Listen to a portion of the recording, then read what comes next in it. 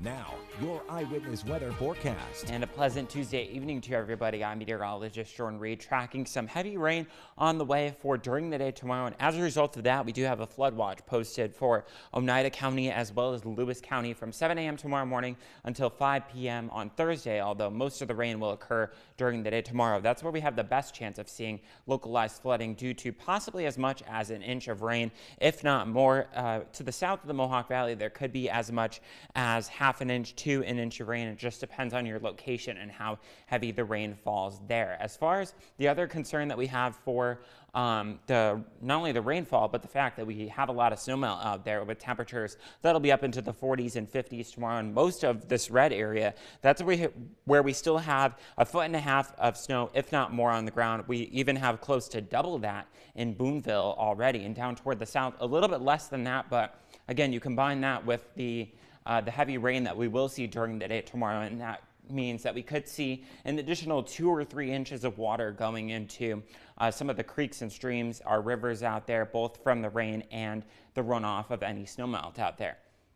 As far as the winds during the day today, we had winds on average gusting to around 20 miles an hour in terms of the peak, and we will see that again during the day tomorrow out of the southeast. However, as you head especially toward the south of the Mohawk Valley, there could be gusts 25 to 30, maybe 35 miles an hour at times during the day tomorrow. As you head toward the north, I expect the winds to be a little bit less than intensity, but just keep in mind that that's going to be out there. Again, the big story from this storm won't be the wind, it'll be the rainfall, and that'll be occurring when you wake up tomorrow morning. 6, 7, 8 a.m. is when it starts for most of us.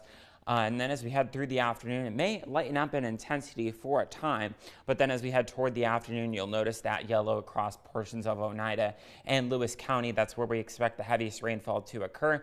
And by this time tomorrow night, we'll just be dealing with mostly cloudy skies and a brief lull in the activity, but then after midnight, it starts up once again. And as we drag in some colder air, thanks to a northwesterly wind, we may see it change over to a bit of mixed precipitation, maybe even a little bit of snow. So 39 will be the low overnight tonight, thanks to increase in clouds and that wind out of the south-southeast at 5 to 10 miles an hour, with showers possible after midnight, although I think the best chance of rain doesn't occur till after 6 or 7 a.m.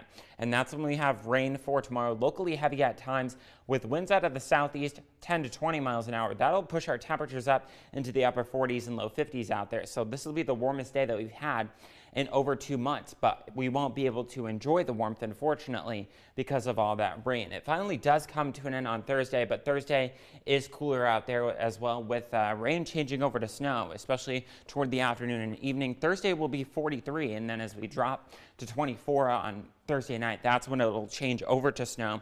Some of that could last through Friday, but otherwise Friday is mostly cloudy and windy, high of 36. And to start the weekend on Saturday, we'll be dealing with both sun and some snow showers out there, with high temperatures both weekend days into the lower 30s, well below average. Thomas, back to you. Thank you, Jordan. Sectional playoffs continue for basketball and hockey. I've got tonight's games and a recap of last night's scores on Eyewitness Sports after the break.